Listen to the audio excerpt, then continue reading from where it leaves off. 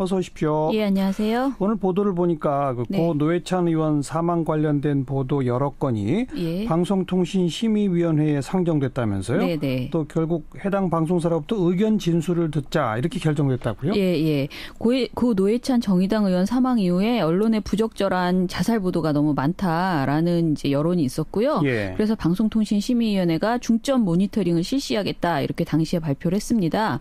그 결과 여러 건이 심의에 올라간 것 같고요. 의견 진술이 많이 결정됐습니다. 의견 진술이 결정됐다는 건 일단 문제가 있다는 거죠? 예, 그렇죠. 그러니까 방송 소위에서 먼저 논의를 해서 행정지도 그리고 문제 없음 정도는 거기서 결정이 됩니다. 그런데 법정 제재를 가기 위해서는 의견 진술을 들어보는 과정을 거칩니다. 그러니까 이 방송들은 대부분 법정 제재 가능성이 높다. 한마디로 보도가 심각했다. 이렇게 판단한 것으로 볼 수 있습니다. 민원연에서도 그 노회찬 의원 사망 관련된 보고서, 모니터 보고서 여러 건 냈었잖아요. 네, 저희도 참담한 심정이었지만 그 당시에 보도가 너무 심각했기 때문에 빠르게 대응을 했었습니다.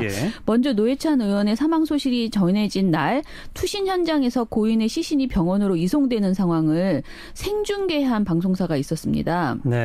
문제의 방송은 TV조선 7월 23일 보도본부 한라인이었는데요.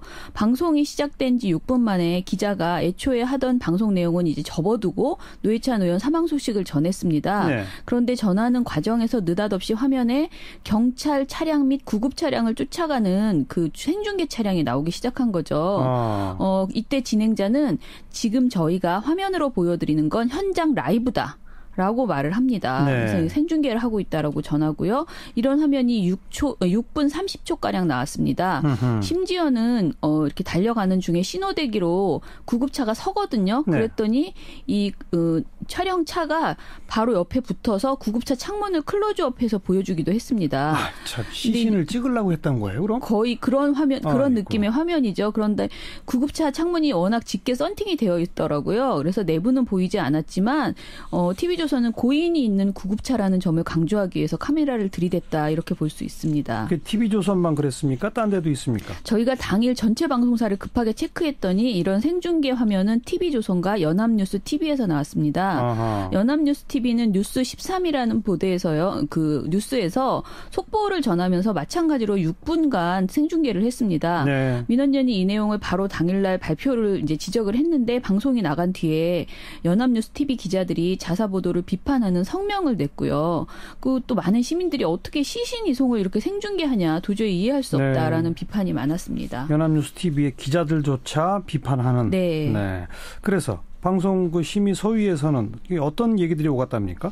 일단 허미숙 방송소위원장은요. 국가 원수급의 운구 행렬 중계는 의례에 맞지만 이번 보도 그러니까 시신 이송 중계는 이와 성격이 다르다라고 지적을 했고요. 윤정주 위원도 시신 이송 장면을 따라가면서까지 생중계한 건 이건 아니다라면서 의견 진술을 듣자라고 말했답니다.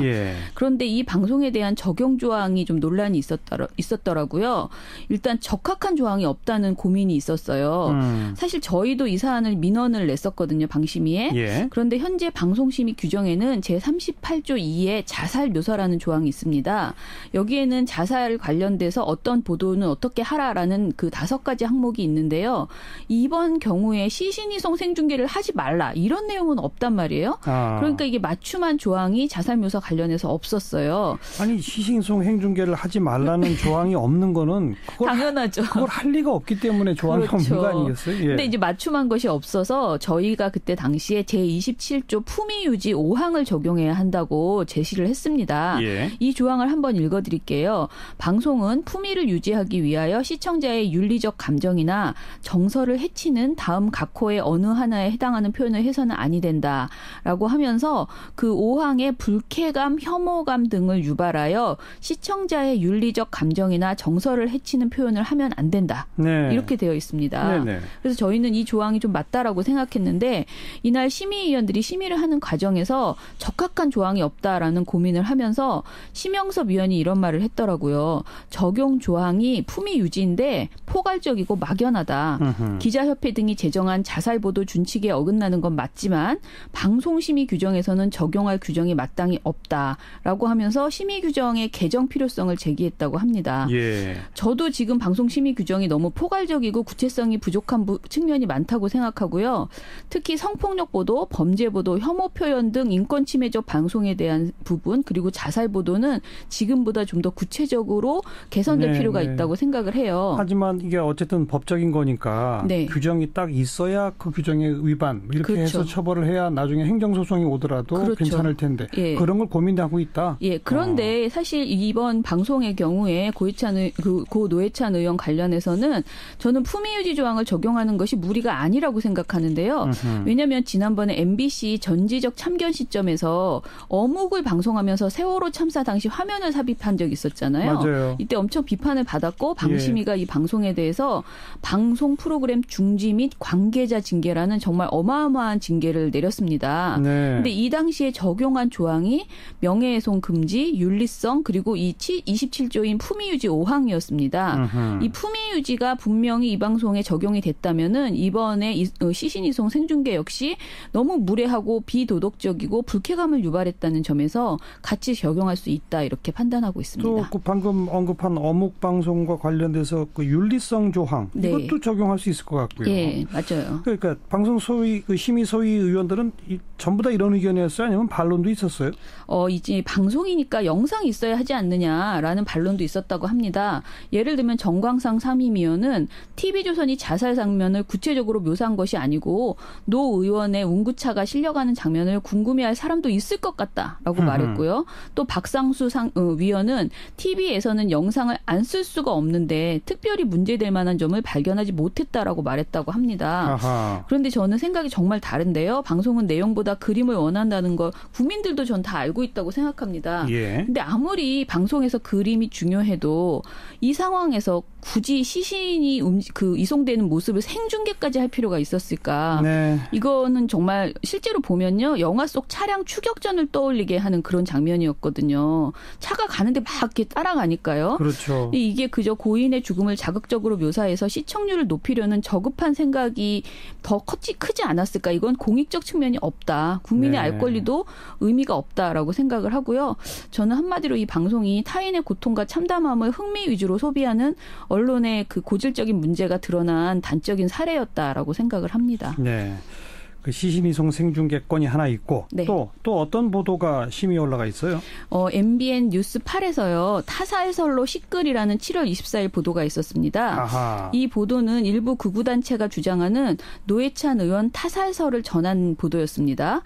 기자는 보수단체 일부 회원들이 특검 사무실을 찾아 고 노회찬 정의당 의원의 부검을 주장했다라고 보도를 하면서요.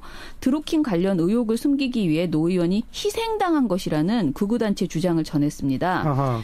이 보도에서는 김상진 대한민국 애국시민연합 사이버감시단장이라는 분의 드루킹 사건 대충 마무리 지으려고 여러나 작업하고 있는 것 중에 일환이라고 보이는데 그렇다고 보지 않습니까? 라고 외치는 이런 발언도 보여줬습니다.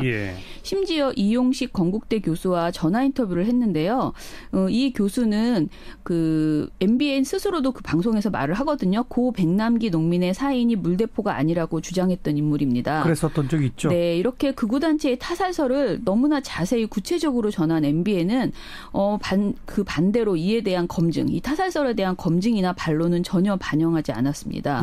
심지어 이 보도가 나온 날 다른 매체에서는요, 이 타살설이 전혀 사실이 아니라는 팩트체크 보도들이 나오고 있는 상황이었어요. 그런데 그냥 그 극우단체들의 주장만 옮기는 보도를 했다. 그렇죠. 그래서 이 보도에 대해서 심영섭 위원은 심의 과정에서 생뚱맞게 타살설을 주장했다. 인용한 대상도 보수단체와 비슷한 사건이 나면 항상 등장해 타살설을 주장하는 이용식 교수였다.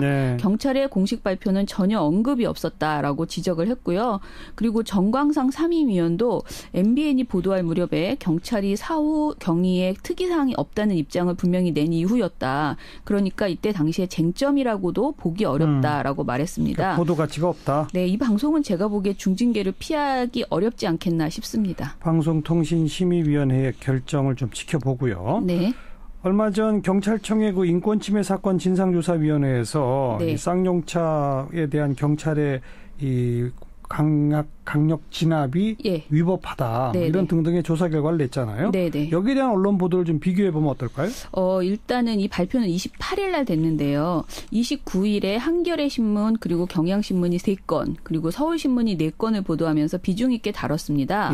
그런데 동아일보는 2건 같은 기간 29일에요. 그리고 조선일보는 1건에 그쳤습니다. 그리고 놀랍게도 중앙일보는 지면에서 관련 보도를 전혀 내지 않았습니다.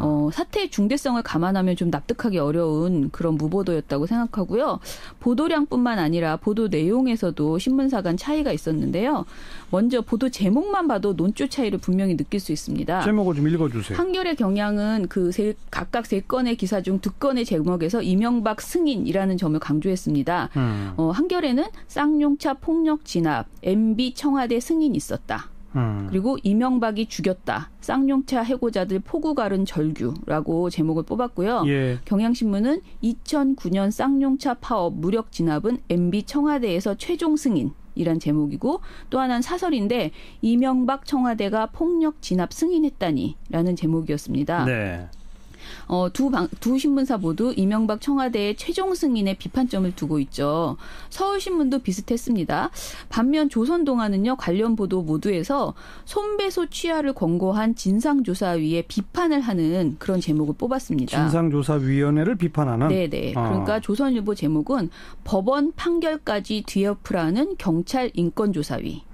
동아일보 제목은 1, 2심서 불법 파업 인정한 손배소 취하하라는 경찰조사위. 네. 그리고 동아일보 사설은 2심 판결 난 쌍용차 파업에도 면죄부주라는 경찰조사위. 전부 제목이 경찰조사위로 가 있죠. 그러네요.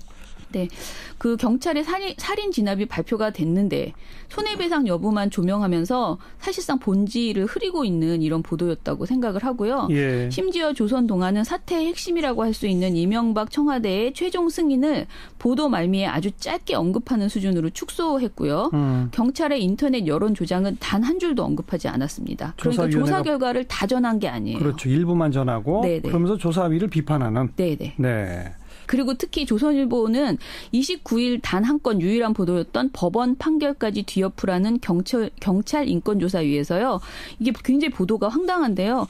먼저 그 진상조사위의 자세한 발표 내용은 덮어두고 뭐라고 하냐면 지난 2009년 경기도 평택 쌍용자동차 파업 농성을 주도한 전국 금속노조 쌍용차 지부 등을 상대로 경찰이 낸 손해배상 청구를 취하하라고 권고했다. 그러니까 이게 가장 중요한 거예요. 계속. 그게 이제 그 기사의 첫머리라 이거죠. 네. 이게 첫 줄이었습니다.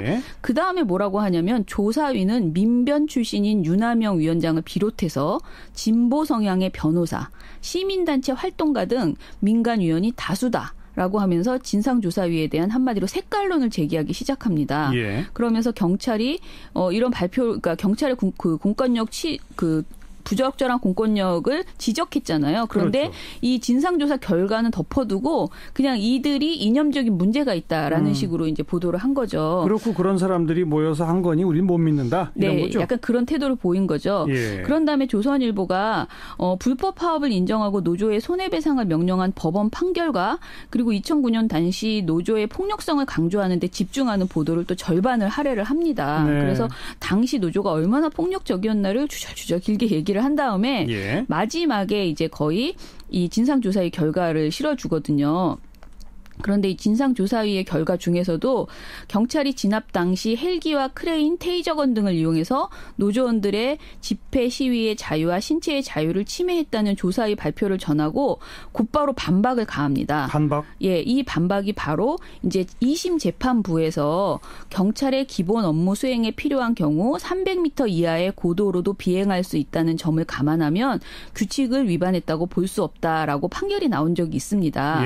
이 내용을 가지고 이제 반박을 하는 거죠. 아하. 그러면서 조선일보는 조사위가 헬기를 물고 늘어지는 이유는 손해배상 청구 금액 중에서 헬기 관련 피해 금액이 5억 2천만 원대로 전체 소송액의 절반에 달하기 때문에 이 부분만이라도 취하된다면 노조 측이 부담을 덜어줄 수 있을 것이라고 계산해서 이렇게 하는 것이다라는 익명의 경찰청 고위 인사의 발언을 그렇군요. 인터뷰를 이렇게 덧붙여줍니다. 방송 보도는 어땠어요?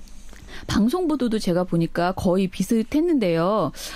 이제 SBS, MBN이 2건 그리고 나머지 방송사들이 1건 보도를 했습니다. 예. 그런데 모든 방송사가 이명박 청와대의 국가폭력 승인을 전달한 것은 아니었습니다. 특히 놀랍게도 TV조선과 채널A는요.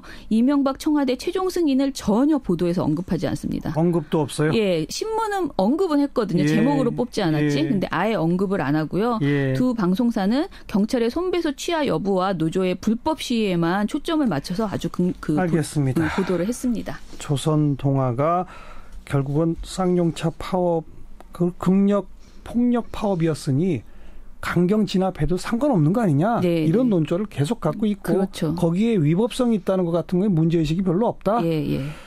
여기까지 수고하셨습니다. 감사합니다. 민주언론시민연합의 김원경 사무처장이었습니다.